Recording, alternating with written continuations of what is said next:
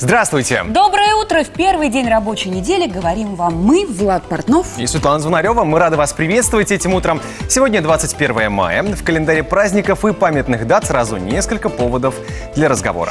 Сегодня Всемирный день культурного разнообразия во имя диалога и разнообразия, и День защиты от безработицы и Международный день космоса. В той или иной степени о многом из этого мы будем сегодня говорить и постараемся сделать это утро максимально информативным и полезным.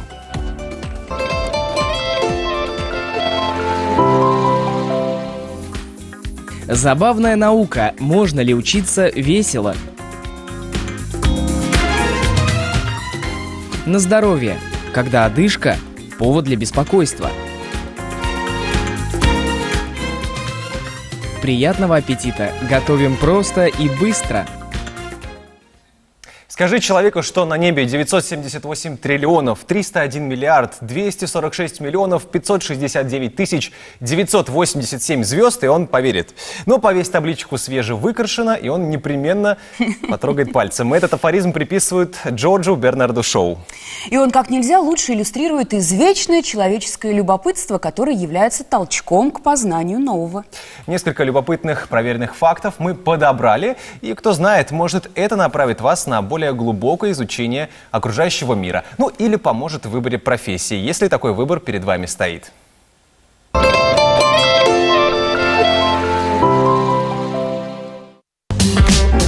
Думаете, наука это скучно? Мы попробуем доказать и показать вам. Научные факты могут быть веселыми, а еще полезными, ведь они расширяют наш кругозор. Начнем, пожалуй, с очень болезненного лично для меня факта. По статистике, самый низкий рост у японцев. Может быть, я японец? О, ребенок родился. Вы скажете, какое счастье? На самом деле, очень много счастья. Ведь в среднем это происходит каждые 3 секунды. У вас сегодня день рождения? Поздравляем вас! И еще 20 миллионов человек. Ведь вы родились с ними в один день. Каждые 5 лет женщина тратит столько губной помады, что если собрать ее в один тюбик, то понадобится тюбик, равный ее росту. Кстати, большую часть помады женщина съедает. Не специально, конечно. В среднем мужчины тратят 3350 часов на сбривание почти 9 метров щетины. Не хочу тратить столько времени, ведь я могу проглядеть НЛО. Да-да, не удивляйтесь, ведь по статистике каждые 3 минуты кто-нибудь на Земле объявляет о том, что видел НЛО. Между прочим, глаза страуса больше, чем его мозг. Вот только не говорите, что знаете людей, у которых такое же положение дел. И последний факт. В среднем дети смеются около 400 раз в день, а вот взрослые всего 15. Необходимо восстановить равновесие. Так что веселитесь вместе с нами. Продолжим тему точных наук и малоизвестных фактов, которые нас окружают. Сегодня КФУ преобразуется в университет под открытым небом и пригласит всех желающих на ночь открытий. Чем будут удивлять горожан, узнаем у Лейлы Мухтаровой, директора департамента пиар-рекламы КФУ. Здравствуйте. Доброе утро. Итак, в 8-й раз уже проходит проект. Какие цели самые главные вы преследуете? Самый главный проект в Казанском университете правонаука в КФУ направлен на то, чтобы на популярном и доступном языке рассказать о достижениях, о современных достижениях в области науки и образования. И мы действительно проводим этот проект уже в 8-й раз, чем очень гордимся, и порядка 8 тысяч человек нас уже посетило. Нужно отметить, что 2 года назад наш ректор Ильшат Равкатович Гафуров инициировал данное мероприятие для того, чтобы университет стал действительно более открытым, доступным и интересным для горожан нашего города и гостей. Вот нынешняя ночь обещает стать более масштабной. То есть все-таки 8-й раз, у вас уже опыт какой-то, да, вы уже знаете, что можно что-то еще, какие-то новые площадки открыть. Да. Вот какие площадки будут работать в этом году? Вы знаете, в этот раз мы решили сделать, как вы уже сказали, университет под открытым небом. И главный центральный кампус нашего университета, площадка перед главным зданием, Кремлевская, 18, перед 2-м корпусом высотным и перед Униксом. То есть вся эта площадка будет задействована под наше мероприятие. 14 институтов, буквально все институты, один факультет юридический, который у нас остался, 2 филиала из ЧУМов и Елабуги и 2 наших любимых лицея будут представлены. Соответственно, все смогут задать интересующие вопросы, то есть абсолютно всем институтам. Это будет проходить на открытой площадке. Да, спасибо за вопрос, потому что у нас 2 секции. Первая секция — это лекторий, который будет проходить внутри второго корпуса. Наши приглашенные спикеры из Технического университета Дрездена, из Техасского университета, да, это преподаватели, которые приехали в Казань в рамках Международного педагогического форума, крупнейшего, который проходит в эти дни в университете. Далее наши выпускники в этот раз тоже расскажут о том, как они начали свой путь в бизнесе и в области международной дипломатии и банковского дела, а также наши уникальные профессора, наши лекторы, например, проректор по биомедицинскому направлению Андрей Павлович Киясов расскажет все о крови. Это будет лекторий. А параллельно на улице, в таких, так скажем, отведенных зонах, шатрах, будут представлены институты со своими интерактивами. Химический институт представит свои уникальные химические опыты. Физики, естественно, протестируют вас на разные параметры, тоже будут разные мастер-классы. Гуманитарии будут представлены, юристы, филологи. В рамках Года Толстого, например, они проведут викторину, квизы, творческие конкурсы. То есть все абсолютно форматы, которые могут быть. То есть это будет такой праздник ума. Праздник ума и университетских институтских знаний. Да, это здорово. И ночь открытий. Но возникает тогда еще один вопрос. Вы приглашаете только студентов или людей разных возрастов? Кому это будет интересно? Вы знаете, для нас принципиально, чтобы пришли все. Потому что студенты, они имеют возможность, да, побывать внутри университета и вообще окунуться в эту атмосферу. Нам важно, чтобы каждый житель города Казани... Да, можно ли сказать, что это будет день открытых, ночь открытых дверей? По большому счету, да, это такая завуалированная ночь открытых дверей в преддверии приемной кампании, которая вот-вот наступит. То есть даже исходя из опыта прошлых лет, приходят мамочки с детьми тоже, в том числе? Да, потому что будет возможность прогуляться, будет возможность сходить в музей, в наши уникальные экспозиции, посмотреть на наши уникальные экспозиции, фудкорт, музыкальное сопровождение, вечерний концерт со световым шоу. То есть это как раз-таки мы позиционируем как фестиваль, как праздник, как такой вечер науки. Ну вот давайте тогда уже определим конкретные, скажем так, параметры. Да, это ночь. Это ночь. Ночь это с 9 до 6 утра, да? Да, но мы, конечно, стараемся уместиться в определенные, так скажем, границы. Это больше вечера, он начинается в 5 часов, заканчивается в 10. Сегодня, 21 мая, как я уже сказала, можно определить как местом сбора нашу любимую сковородку, которую точно никто не спутает и точно найдет. Ну что ж, нам остается только пожелать, чтобы ночь действительно прошла продуктивно, плодотворно. Да, и чтобы погода внезапно не испортила все планы. Будем надеяться на то, что дождя не будет. Всем знаний, спасибо вам большое за информацию. Спасибо. Постараемся посетить. Кстати, Светлана, мы с тобой продолжим говорить про звезды. Но чуть менее серьезно, потому что у нас гороскоп будет совсем скоро. Пока реклама. Доброе утро, и мы приступаем к предсказаниям астрологов. Сегодня у овнов подходящий день для волшебных слов «сим» и «солобим». Нет, конечно же, прости и спасибо. Держите эмоции при себе, какими бы они ни были. Сегодня удачу вы сможете наблюдать только со стороны. Тельцы, у вас благоприятные новые знакомства, но не стоит бездумно верить всему, что вы сегодня услышите. Сегодня вы можете не оценить искренних порывов любимого человека, чем обидите его. Близнецы, не пытайтесь вернуть то, что уже ушло. Из всех предложенных вам сегодня дорог не выбирайте тропу войны. Посмотрите на ситуацию креативно, включите фантазию, и решение придет в голову само. Сегодня после обеда у раков откроется второе дыхание. Они докажут всем, что невозможное возможно. Если нерешительным ракам выпадет возможность попробовать что-то новое, решайтесь и пробуйте. Львы будут вызывать неподдельный интерес у противоположного пола. Воспользуйтесь этим правильно. Сегодня стоит гнать прочь дурные мысли и плохие предчувствия, пока они не задурманили ваш разум и не сбили с пути истинного. Девам будет полезно как можно больше общаться с единомышленниками. Вы столько времени боретесь с воздушными мельницами и до сих пор не можете этого осознать. Призовите к решению проблем ваших друзей. Продолжаем программу и поговорим о теме о важной теме, о здоровье. Одышка может быть симптомом самых грозных заболеваний. Попытаемся разобраться в причинах одышки и запомним, чем она опасна и к кому из врачей стоит обратиться по ее поводу в первую очередь.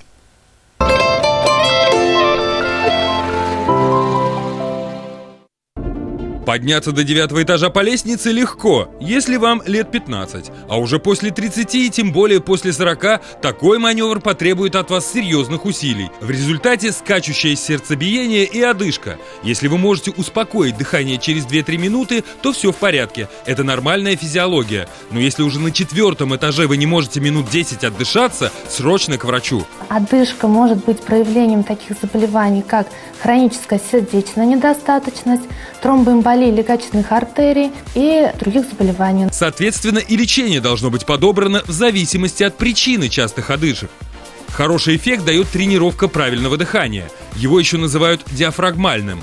Носом мы делаем глубокий вдох, живот под ладошкой надуваем максимально, выдох медленно ртом, живот втягиваем в себя, ладошкой помогаете себе.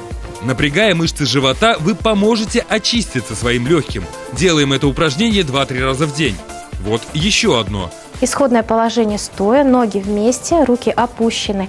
Руки поднимаем через стороны, делаем глубокий вдох, на носочках потянулись, опускаем, выдох, расслабились. Попрактикуйтесь в диафрагмальном дыхании до тех пор, пока вам не удастся делать 10-15 последовательных вдохов и выдохов без перерыва и появления чувства усталости. Хороши для профилактики одышки и вот такие наклоны. Некоторые упражнения нужно делать сидя. Руки опущены.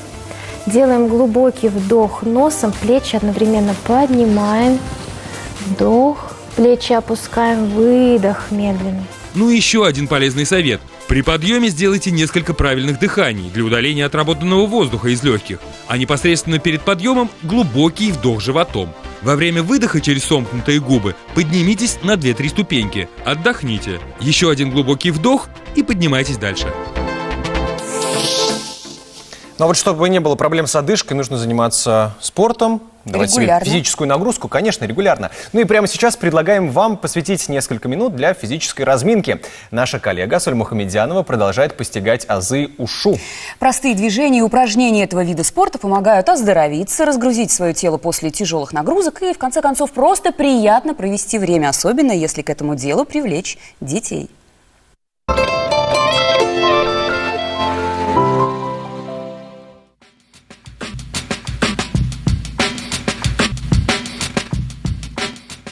Да, справа. Доброе утро. О, Асоль, доброе утро. Что случилось, Асоль? Дачный сезон открыла? Да, вчера на даче была, копала огород, теперь спина болит и ноги. Тогда следующее упражнение подойдет не только тебе, но и для наших телезрителей. Правда? А как оно называется? Оно называется дракончик. О, замечательно. Поехали. Разогреем наши ножки, растираем коленки. Делаем небольшие приседания. 1, 2, 3, 4. Переходим к нашему упражнению дракончик. Садимся на корточки, ручки вытягиваем вперед, макушка тянется вверх. Прокачивающимися движениями шагаем вперед. 1, 2, 3. 3 шага назад. 1, 2, 3. 2 шага вправо. 1, 2, 3, 4. 2 шага влево. 1, 2, 3, 4. Усложняем нашего дракончика. Теперь он у нас будет прыгать. Прыгаем на месте. 1, 2, 3, 4. Прыгаем вперед-назад. 1, 2, 3, 4. Вправо-влево. 1, 2, 3, 4. Занимайтесь сами, занимайтесь вместе с детьми. Всего доброго! Будьте здоровы. Это было круто.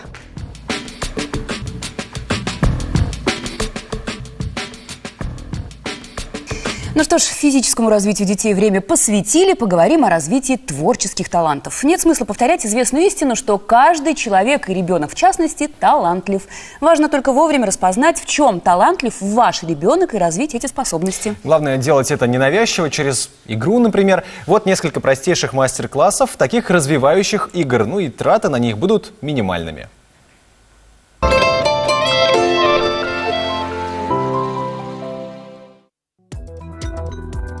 Развитие фантазии у детей зависит от предметов, используемых для игр.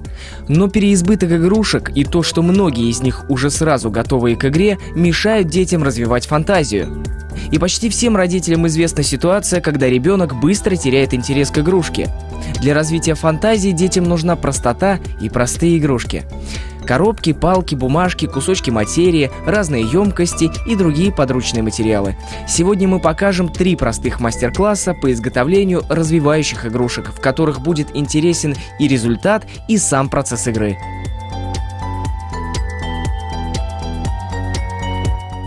Чтобы сделать яркий и простой конструктор, вам понадобится несколько целлюлозных губок разных цветов. Разрежьте их на блоки разной формы.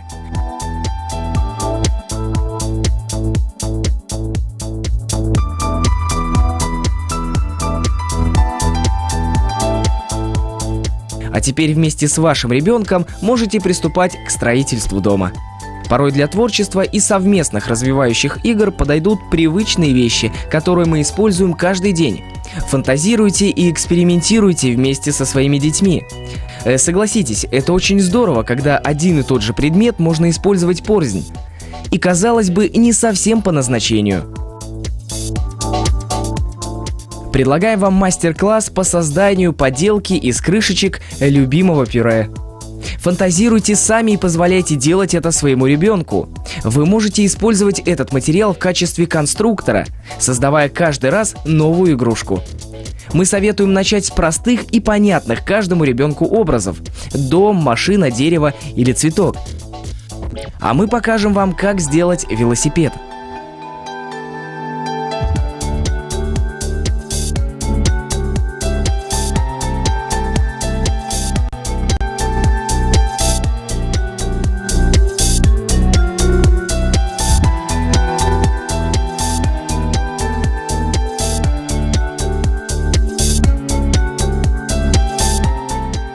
Рисование дерева с пышной кроной станет для ребенка простым и увлекательным делом, если для этого использовать бутылочные пробки и гуашь.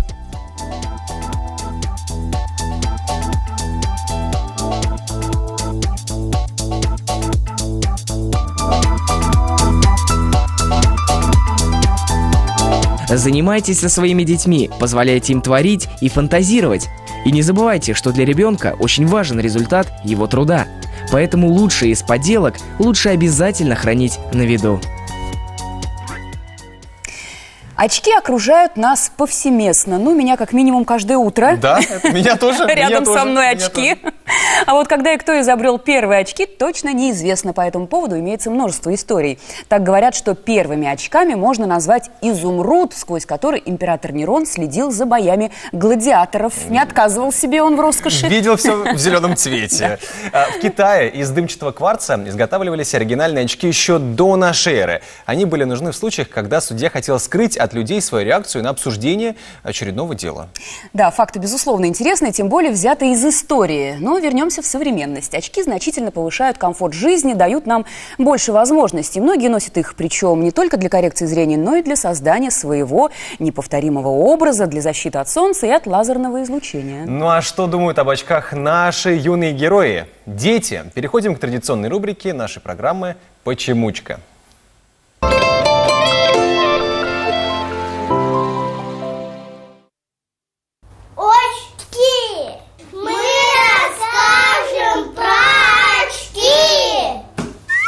Очки нужны человеку, у которого заболели глаза. Если у человека заболели глаза, то он идет в магазин и покупает себе за 500 рублей очки. А если у волка заболели глаза, то ему объясняет все нюх, который живет в носу. Он не щекотный, а бесчувственный.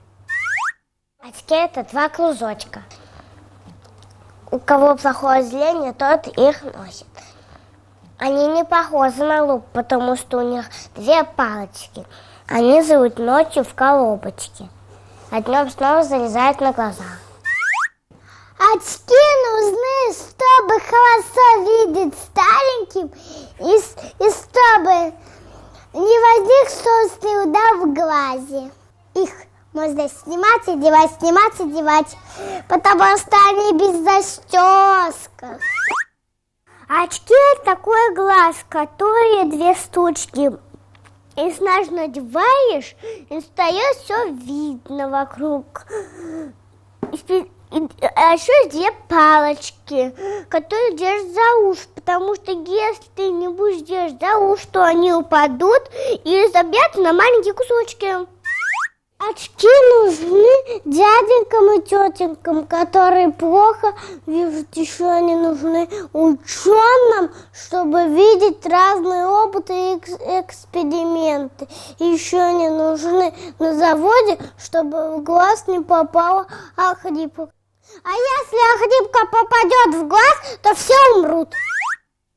Вот и остается выбирать. Либо ученый. Тебе вот для чего, да, очки нужны? Ну, я бы, наверное, скорее хотел быть ученым. Хотя заработать на заводе это тоже интересно.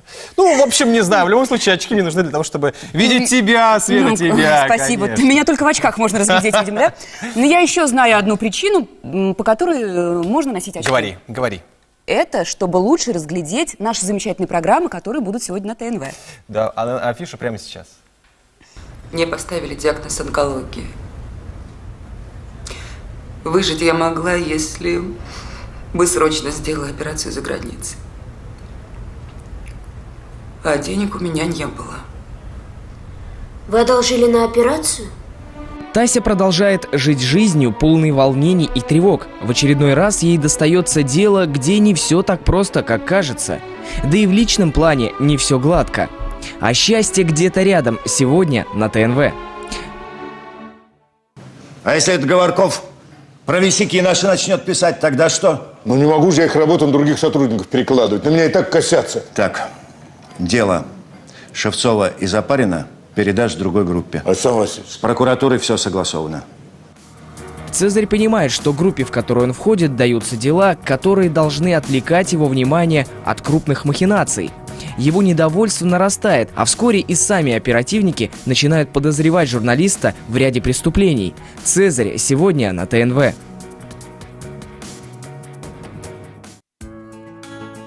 Самая большая ценность – здоровье. Фарида Габитова не устает доказывать это в каждом выпуске.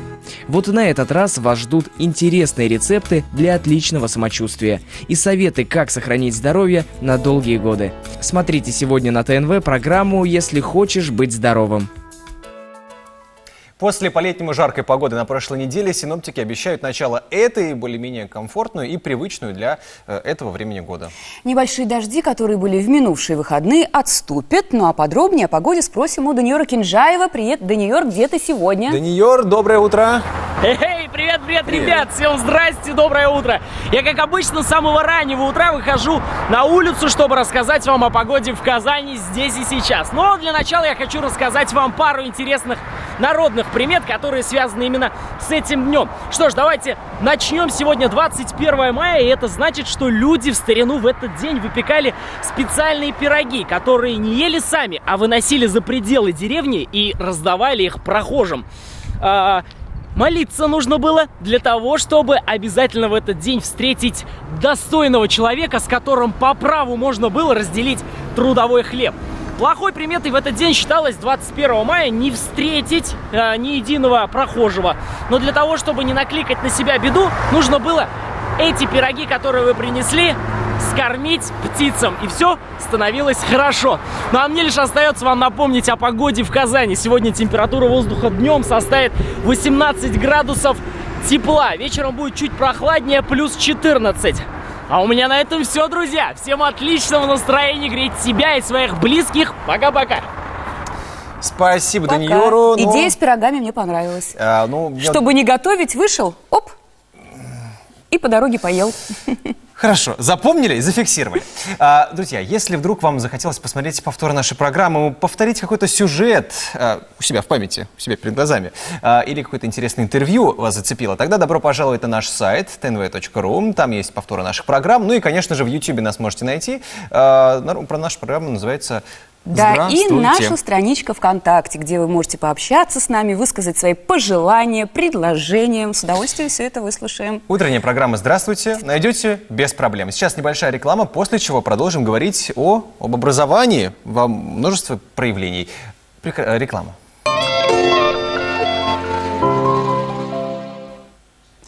Доброе утро, это программа «Здравствуйте», и мы продолжаем говорить об образовании и самообразовании. Россияне остаются читающей нацией, сохраняя звание «самая читающая страна в мире» в рейтингах и социологических опросах. Те же опросы показывают, что в формировании любви к чтению книг огромная роль лежит на семье. Так, где в семейных традициях есть место чтению, любовь у детей к книгам рождается сама собой, без обязательств перед образовательным процессом в школах. Примером любви к книгам у подрастающего поколения в нашем городе станет мероприятие «Это счастливая пора детства», которое 31 мая организуется библиотечной системой Казани, галереей «Окно» и автономной некоммерческой организацией «Центр семейных отношений «Солнце и Луна». О мероприятии, приуроченном к 190-летию Льва Толстого, говорим с Гузель Голиковой, доцентом кафедры русской и зарубежной литературы КФУ, и Айгуль Нурисламовой, руководителем Центра «Солнце и Луна». Доброе утро. Доброе утро. Гузель, это мероприятие у нас некий итог работы литературного кружка, который называется «Библиотечная продленка». И в нем принимают участие дети от 9 до 15 лет. Неужели в этом возрасте, от 9 до 15 лет, дети способны понимать Толстого? Развейте миф или подтвердите его? Доброе утро всем. Я хочу сказать, что да, у нас будет 31 мая вот этот удивительный праздник, который является итогом работы нашего кружка «Библиотечная продленка». И, безусловно, кружок имеет цель, очень важную цель воспитания, формирования квалифицированного читателя, ребенка-читателя, я бы сказала, заинтересованного и замотивированного. И, безусловно, наши дети, и взрослый человек не может быть, до сих пор понять Толстого, но наши дети с удовольствием читают Толстого. Толстой, как художник, слово, может быть, не совсем понятен, но дело в том, что мы приобщаем к его стилистике, к великому русскому языку, это безусловно. Но зато Лев Николаевич Толстой как человек, как педагог, как основатель Яснополянской школы со своими идеями свободного обучения нашим детям очень понятен. Очень понятен. На каких произведениях и вообще как происходит? У нас библиотечная продленка, у нас, я бы сказала, несколько научно-герменевтические принципы в обучении. И мы занимаемся через прием свободной беседы. Мы читаем тексты и обсуждаем тематику, проблематику произведений. Детям становится очень интересно. Они понимают глубину текста и идейное своеобразие художественного произведения. Итак, Лев Толстой стал им достаточно близок. Да, ведь, наверное, не только Лев Толстой, я думаю, но и другие авторы. Об этом скажет Айгуль. Дело в том, что мы решили, что вместе с Львом Толстым мы должны изучать в том числе и такие произведения, как Бунина, Белова, Астафьева, произведения вот этих авторов русской прозы 20 века, они продолжают толстовскую традицию. И мы выстраиваем систему обучения именно вот в этом контексте. А кто проводит вообще вот такие вот встречи, занятия? В данном случае организатором, конечно, является наша уважаемая Айгуль, а встречи по русской литературе провожу я. На своих принципах такого толерантного, доброго отношения к литературе, отношения заинтересованного, чтобы дети полюбили классику. Не из-под палки, а вот своей инициативой. Да. 31 мая, галерея «Окно» в Казанской ратуше. Литературный праздник состоится. Расскажите, пожалуйста, про него подробнее. Да, конечно, мы готовимся к этому празднику.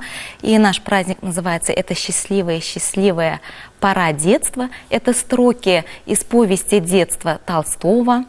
Мы знаем, что Толстой очень любил детей, он очень трепетно относился к ним. И здесь дети вспомнят вехи из биографии Льва Толстого. Также они прочитают отрывки из его замечательных произведений, где в первую очередь говорится о добре, о любви ко всему живому, ко всему окружающему. Да, и вот как Гузель Асгаровна сказала, что мы проводим параллели между писателями. В нашем случае представители толстовского гуманизма, его последователи в классической русской литературе 20 века, это Бунин, Астафьев, Белов, где речь идет о любви к родине, к природе, к людям. Вот. Кроме этого, дальше наши дети превратятся в юных художников. Мы знаем, что рисование это тоже развивает, формирует творческие навыки у детей.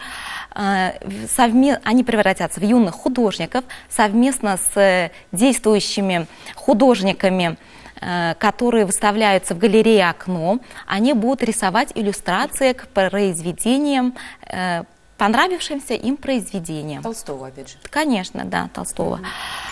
И в конце ждут их сладкие бонусы. Надо поощрять детей за их труд. Они целый год, учебный год трудились. И только вот с января мы начали изучать Толстого. Это промежуточный итог наш будет. И мы еще продолжим. Сейчас на лето возьмем немного паузу. И в сентябре наши занятия, наши кружки, это не занятия, а свободные кружки литературные продолжатся. То есть эта библиотечная продленка, она проходит как полноценный учебный год, да, как секция дополнительного образования, примерно так, да, с сентября по май. Летом мы даем. Вы знаете, я хочу сказать, что это не обязаловка.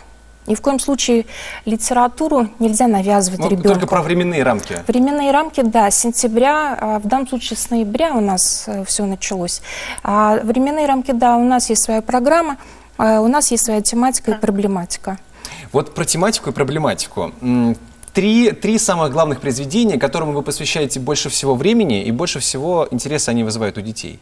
Во-первых, мы обязательно говорим о казанском периоде творчества Толстого, а даже не творчества, а просто о казанском периоде пребывания Толстого здесь, в нашем городе. И не можем пройти мимо рассказа «После бала». Это обязательно. И мы обязательно, конечно, говорим о его трилогии «Детство, отрочество, юность». И без сомнения это очень важно. Дети с удовольствием читают, полюбили. И с удовольствием они читают еще сказки и рассказы Толстого. Вот это мы как раз можем отнести в список, есть модное слово must have, да, обязательно к прочтению, обязательно нужно узнать это. И тогда еще один вопрос из этого вытекает. Толстой все-таки писал довольно сложным языком, витиеватым. Как наши молодые, юные ребята справляются с такими сложными конструкциями языковыми? Знаете, как ученый-методист, я немножко научно выражусь, с большим трудом дети воспринимают текст XIX века. И, конечно, мы проводим с нашими детьми словарную работу. Это обязательно. Они все-таки подготовлены должны быть. Они должны быть очень подготовлены для восприятия текста XIX века. Несмотря на всю красоту этого богатого литературного языка, я бы сказала, что это толстовский язык, безусловно, да, уже не пушкинский, а толстовский. Конечно, детям трудно читать, а современным детям без словарной работы, без подготовки к чтению невозможно. Но детям это очень интересно. И у нас обязательное условие наших кружков – это последовательное чтение вслух. Это обязательное условие всех наших мероприятий. И на празднике дети тоже, я уже говорила, будут читать. Спасибо большое, вы делаете отличную работу, она очень важна. Сегодня вечером буду читать Толстого. И 31-го придешь уже подготовленный. Да, правда, по возрасту не подойду, но тем не менее. Мы продолжим программу и приглашаем наших телезрителей для знакомства с очередным кулинарным рецептом. Это рецепт курицы по-гавайски. Представим его прямо сейчас. Смотрите и запоминайте.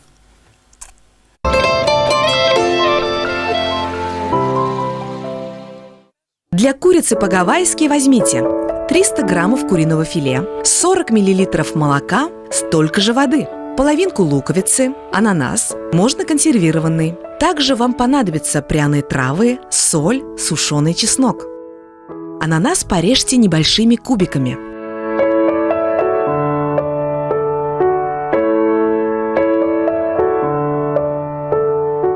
Куриное филе порежьте также.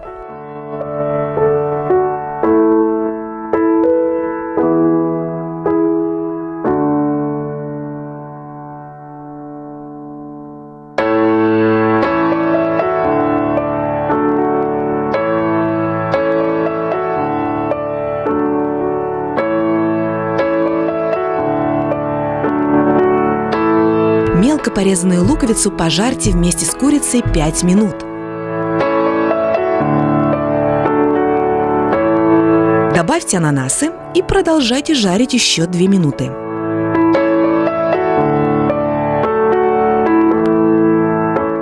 Добавьте воду, молоко, соль, специи и тушите 5 минут.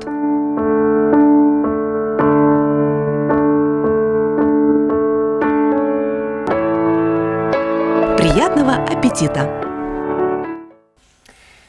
Пилатес. В последнее время эта методика укрепления тела стала пользоваться популярностью, несмотря на то, что в России она появилась сравнительно недавно. Это та тренировка, в которой важна не интенсивность выполнения и количество упражнений. Большое значение имеет их качество и сосредоточенность на определенных частях тела. Посмотрите несколько упражнений из этой методики, попробуйте их повторить и оцените их действенность.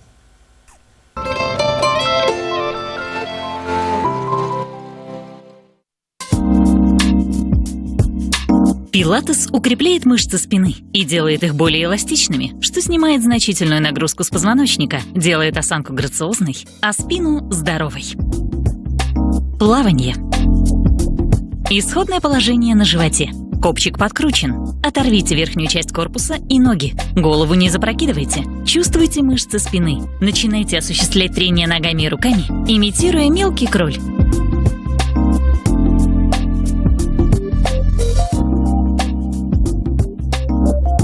Гиперэкстензия. Лягте на пол лицом вниз. Упритесь руками в пол на уровне плеч. На вдохе поднимите корпус. Прямыми руками тянитесь вверх и выше, немного прогнувшись назад. На выдохе подтяните локти к ребрам, не опуская корпус вниз. Во время выполнения всего упражнения втяните живот и сжимайте ягодицы. Выполняйте на 4 счета.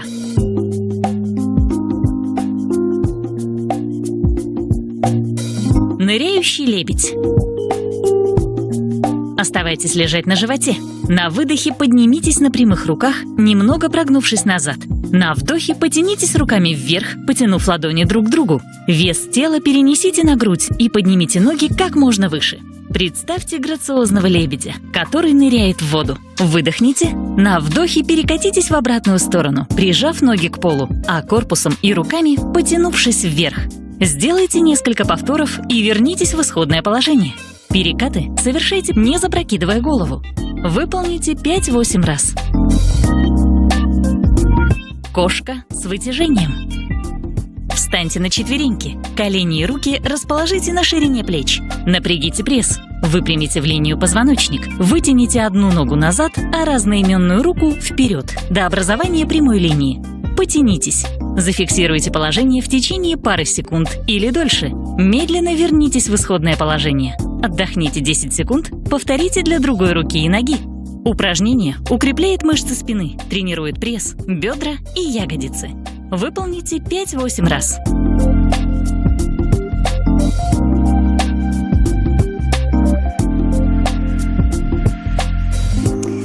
Ну что ж, наша программа близится к завершению. Сначала для вас афиша культурных событий этого понедельника, а потом продолжение астропрогноза, рассказ о погоде, который нас ждет завтра. Мы начнем с полезной информации, которая необходима при планировании отдыха этим вечером. Слово Камиле Хакимуллиной.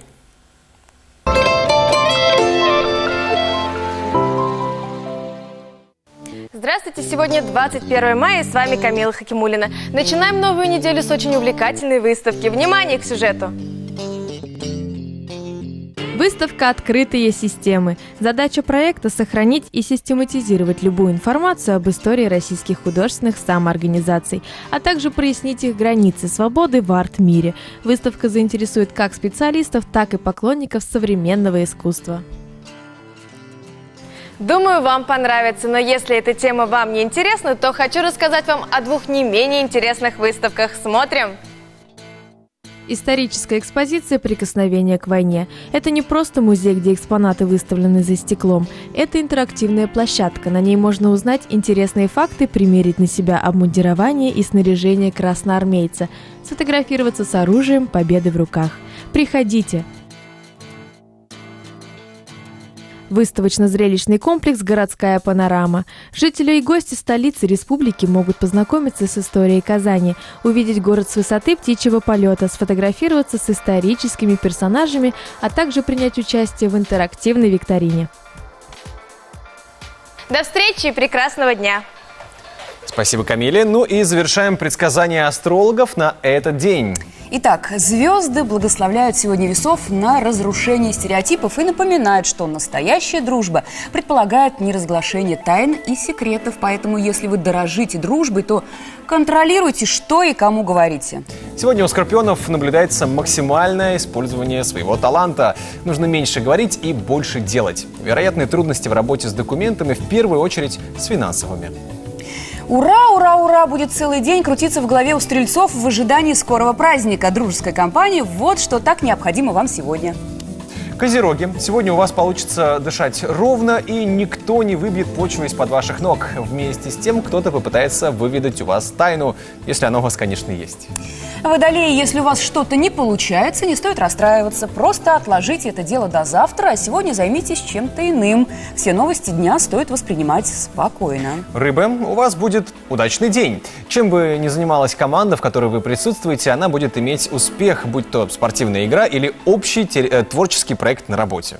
Ну и все с гороскопом. Так вот неожиданно рыбы у нас завершают гороскоп. Сейчас мы снова выходим на связь с нашим коллегой Даниилом Кинжаевым. Про погоду он нам напомнит. Что нас ждет сегодня, Даниил? Еще разок, да, пожалуйста, для тех, кто Привет, пропустил. привет, ребят, еще раз здравствуйте, доброе утро. Я продолжаю вам рассказывать о погоде в Казани, но, как обычно, по старой своей традиции, хочу рассказать вам для начала пару интересных народных примет, которые связаны именно с этим днем. Что ж, давайте начнем. И в старину люди говорили, что именно 21 мая снятся вещи и сны. Но нужно воспользоваться своей интуицией для того, чтобы понять их. Если приснился не совсем приятный сон, то нужно встать и помыть лицо проточной водой.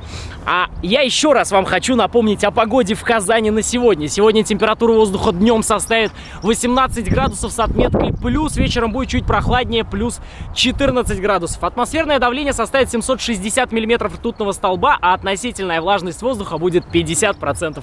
У меня на этом все, друзья. Всем отличного настроения. Всех с началом рабочей недели. Пока-пока.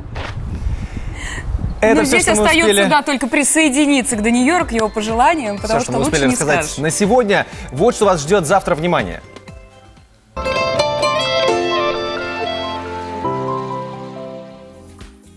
Тяжелое наследство. Разъяснение юриста. Переходят ли долги по наследству? Прострел. Еще прострел. Есть ли профилактика радикулита? Красота по-голливудски. Учимся наносить макияж, как у кинодив. Итак, завтра в 8:10 на ТНВ. Сегодня с вами были Светлана Звонарева. Влад Портнов и легкой вам рабочей недели. Пока-пока. Удачи.